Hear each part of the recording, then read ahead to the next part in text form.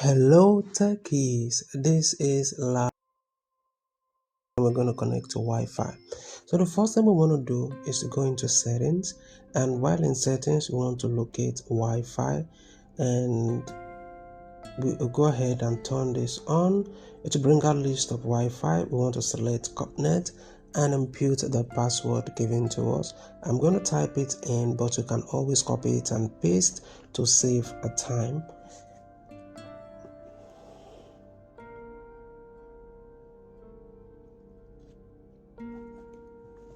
Go ahead and join this network and set the iPad to ask to join other network. So we're going to do this here. Go ahead and check ask.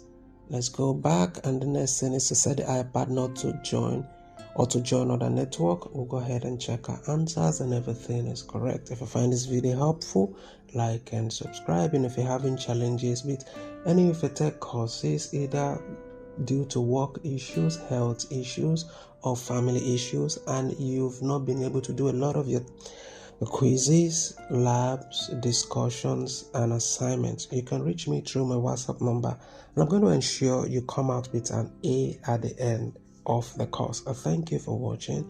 See you in my next video.